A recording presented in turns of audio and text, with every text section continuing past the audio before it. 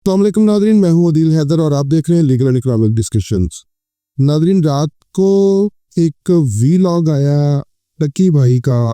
कि पहले भी आप इस चीज़ से आगाह रहे होंगे कि डक्की भाई जो है उनका असल नाम जो है वो सादुर रहमान है और उनको डक्की भाई कहा जाता है। सोशल मीडिया पे भी डक्की भाई कहा जाता है। तो एनसीसीआईए ने कुछ जुआ ऐप में या किसी और इस किस्म के साइबर क्राइम्स में उनको अरेस्ट कर लिया था एयरपोर्ट से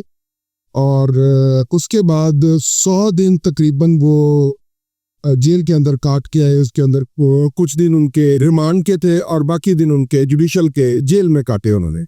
रात को उन्होंने कुछ हकायक से पर्दा उठाया कि जो हम सुन रहे थे सोशल मीडिया के थ्रू ही कि 3,26,000 जो USDT है, डॉलर्स है, वो ट्रांसफ़र किए गए। उसकी भी स्टोरी उन्होंने खोल के सामने रखी कि जी वो पहले जो उनके इन्वेस्टिगेशन ऑफिसर था उन्होंने अपने अकाउंट में ट्रांसफ़र किए और जब ये चीज़ खुल गई तो उसके बाद उन्होंने ये गवर्नमेंट के अकाउंट में ट्रांसफ़र किए और उसको जो उन्होंने माल जो मसरूका या उसकी रिकवरी जो है ना वो डाल के वो अदालत में पेश कर दी। और उसके बाद जो सबसे एक भयानक जो इंकशाफ किया उन्होंने कि 60 लाख रुपया उन्होंने उनकी बीवी से सिर्फ इस मद में उन्होंने रिश्वत ली गई। FIA के जो NCCIA के हुकाम थे, आप नामों से आप सभी वाकफ़ हैं तो नाम लेना यहाँ पे ज़रूरी नहीं है, मगर NCCIA के हुकाम ने जो अफसरान थे उन्होंने 60 लाख रुपया सिर्फ इस बात की रिश्वत ली कि वो उनको जुडिशल कर दिया जाएगा और उन्हें किसी और मुकदमे में नहीं फंसाया जाएगा। जो हमारे लॉ इन्फोर्समेंट अदारे हैं ये बहुत अच्छा काम कर रहे हैं, बहुत अच्छा काम कर रहे हैं, मगर बाज़ जगह पे ऑब्वियसली कुछ गलत लोग भी होते हैं जो कि पूरे इदारे को जो है ना उसकी जो साख है वो स्टेक पे लगा देते हैं। तो उनमें से एक जो हरकत अब आजकल ये हो रही है कि आप रिश्वत दें, आप उन्हें स्पीड मनी दें ताकि वो आपको किसी और मुकदमे में इन्वॉल्व ना कर सके। ये एक नई रवायत यहाँ पे चल गई है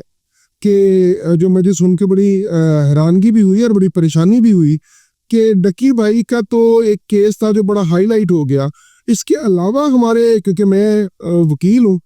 तो इसके अलावा हमारे सामने बहुत सारी ऐसी मिसालें आती हैं जिनके अंदर हमें यही चीज़ें सुनने को मिलती हैं कि जी इस तरह जो हमसे इतने पैसे लिए गए इस काम के बस कि जी हमारे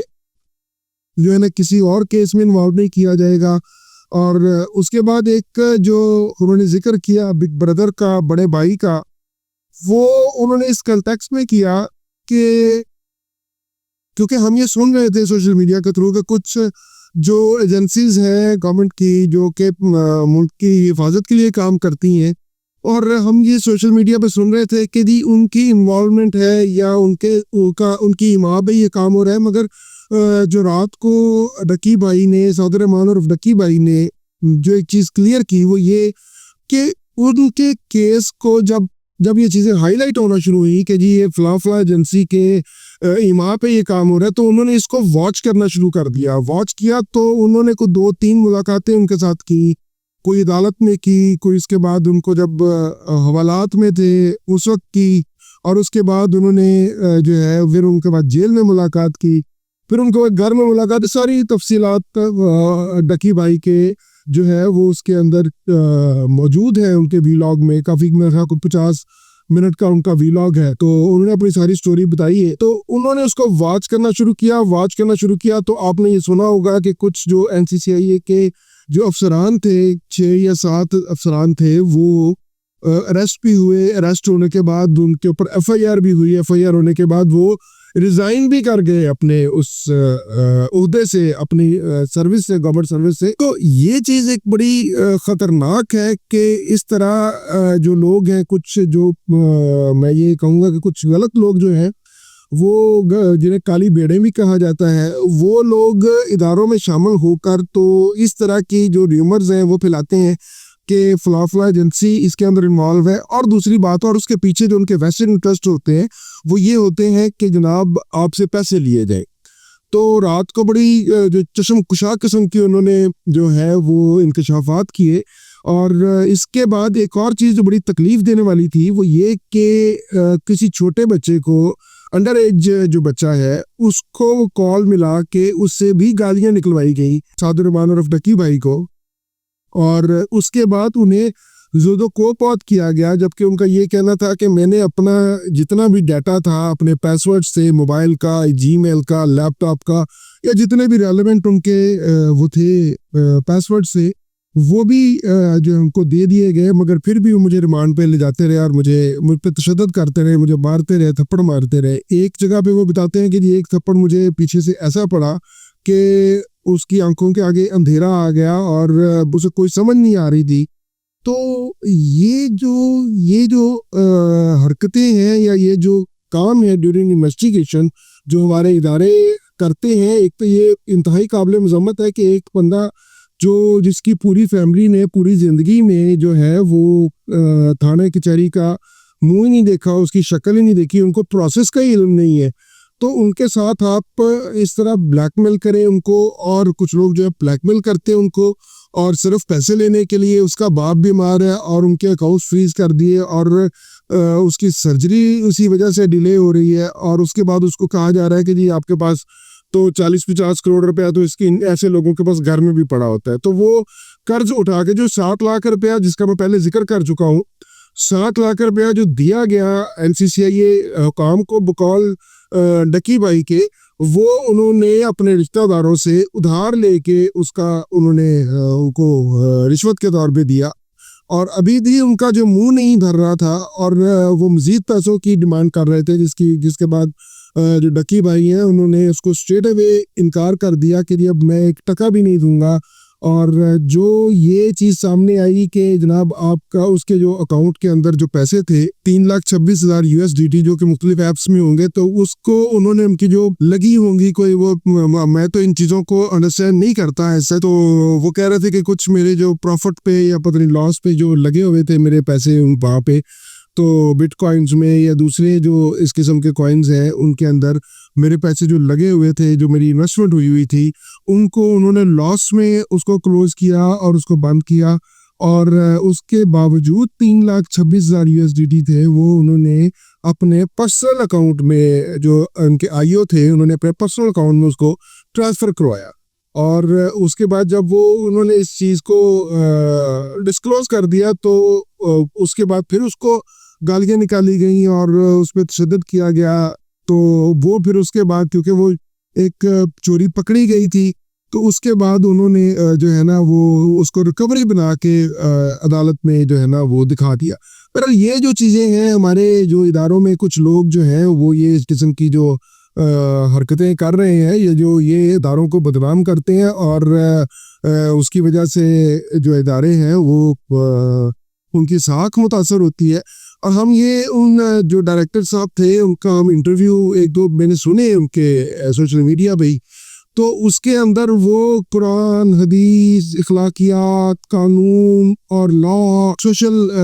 पेरेंटिंग है, उसके 10 दिए जा रहे थे, 10 दे रहे थे। और वो ये फरमा रहे थे अपने उन पॉडकास्ट में, जनाब ये हमारे बच्चों को, हमारी नई नस्ल को ख़राब कर रहे हैं। तो ये अगर बहरहाल उसका तो जो भी फैसला होना है अभी वो अदालतों के अंदर है, उसके ऊपर तो हम बात भी नहीं कर सकते कि वो क्या फैसला होगा। और अगर वो सच्चे हुए डकी साहब तो वो उनको बरी कर दिया जाएगा, और अगर वो सच्चे ना हुए तो कुछ जो कानून, law will take its course, तो कानून उसके मुताबिक अमल करेगा। बहरहाल ये जो चीज़ें थी, ये जो सामने आई हैं, ये इंतहाई तकलीफ दे भी हैं और बड़ी जो है वो जिसे कहते हैं कि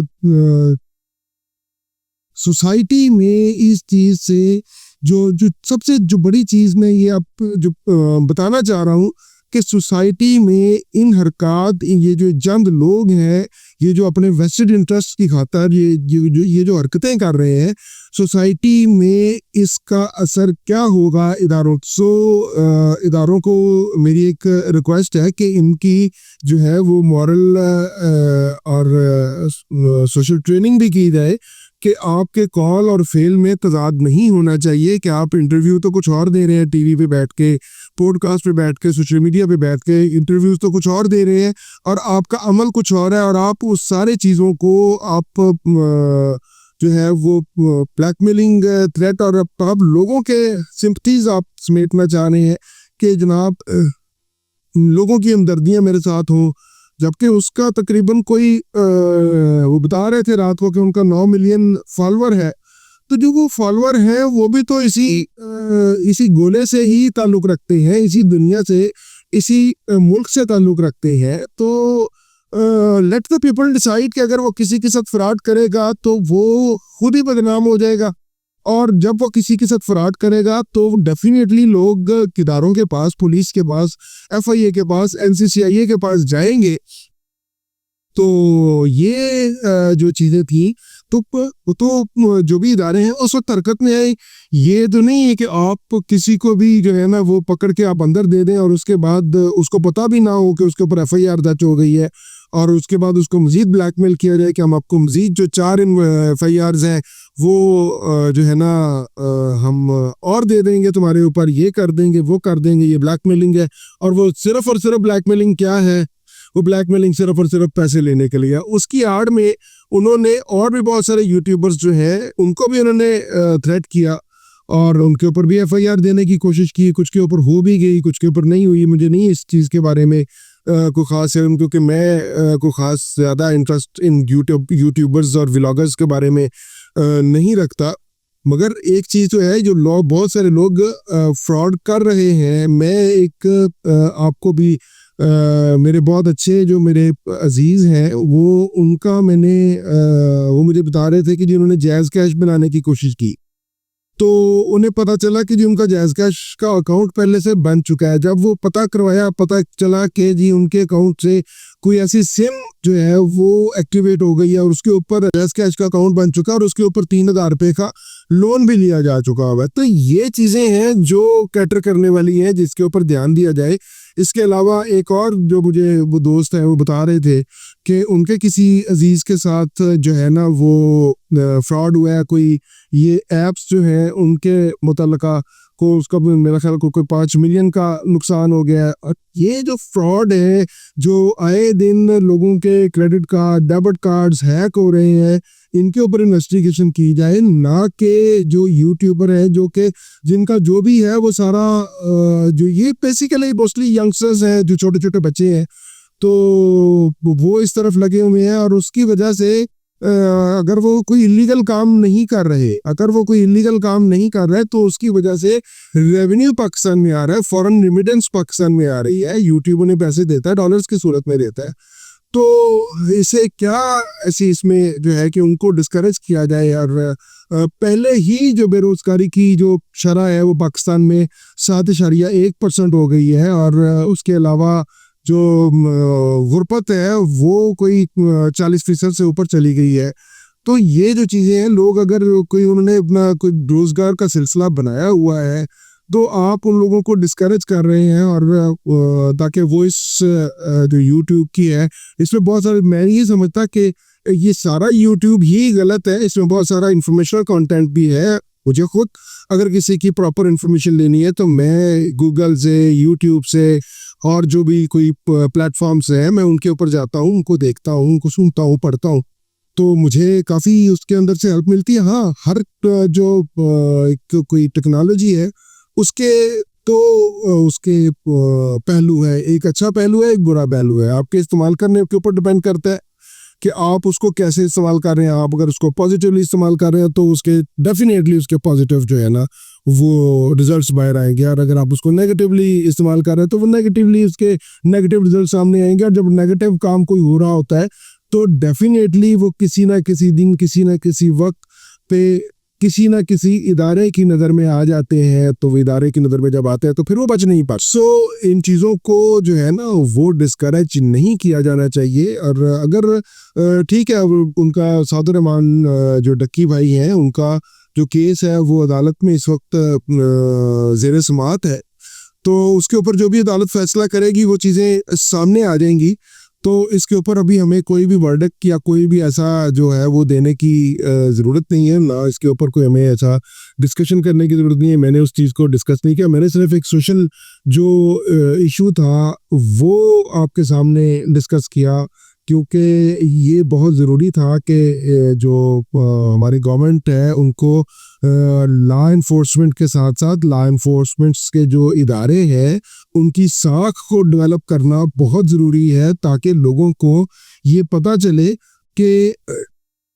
हमारे इदारे जो है वो बेहतर तरीके से काम कर रहे हैं, लोगों का एतमाद हो उनके ऊपर। सो ये छोटी सी एक डिस्कशन थी जो मेरे रात को ही मैंने सुना उसको, और मेरा उसके ऊपर एक जो पर्सनल ओपिनियन बना वो मैंने आपके गोशगुजार कर दिया।